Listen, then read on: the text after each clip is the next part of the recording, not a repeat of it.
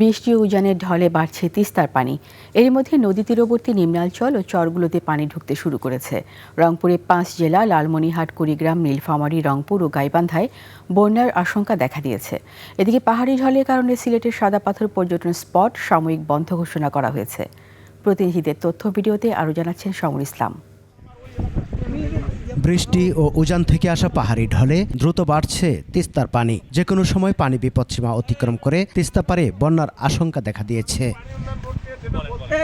পানি উন্নয়ন বোর্ড জানায়, রোববার ডালিয়া পয়েন্টে বিপদসীমার 23 সেন্টিমিটার ও কাউনিয়া পয়েন্টে 28 সেন্টিমিটার নিচ দিয়ে পানি প্রবাহিত হচ্ছে। পানি বৃদ্ধি পাওয়ায় গঙ্গাচড়ার মহিপুরে তিস্তা ব্রিজের আধা কিলোমিটার দূরে শঙ্করদহ গ্রামের কাছে তীব্র ভাঙন দেখা দিয়েছে। বর্ষার সিজন শুরু হলে কিন্তু তিস্তা ভাঙন দেখা দেয়। ব্রিজ রক্ষা বাঁধ এটা দেওয়া হয়েছে, এটা ভাঙলে তখন আতঙ্ক হয় যে ব্রিজে তাইলে হুমকিতে পড়তেছে। যেহেতু এই ব্রিজটা এলজিইডি ব্যবস্থা নিলে এলজিইডি নেবে, আর যদি এলজিইডি ব্যবস্থা না নেয় তাহলে পানি উন্নয়নকে বললে তারাই নিতে পারে।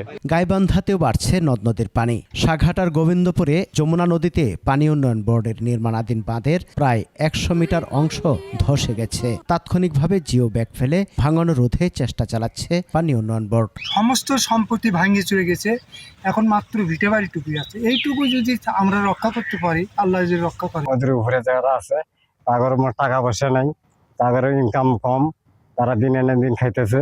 তারা যদি এখানে যদি বাড়ি ঘরদের ভেঙে যায় যদি, তাহলে এগুলো আবার রাস্তার উপরে থাকা লাগবে। ভারী বৃষ্টিতে সুনামগঞ্জের সুরমা, কুশিয়ারা, বৌলায়, জাদুকাটা, চলতি ও রক্তি নদীতে দ্রুত পানি বৃদ্ধি পাচ্ছে। তাহিরপুর ও আনোয়ারপুরে রাস্তায় পানি উঠে যান চলাচল ব্যাহত হচ্ছে।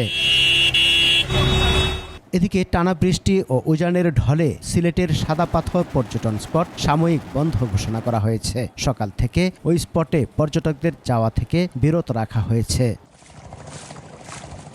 সমর ইসলাম, 21 টেলিভিশন।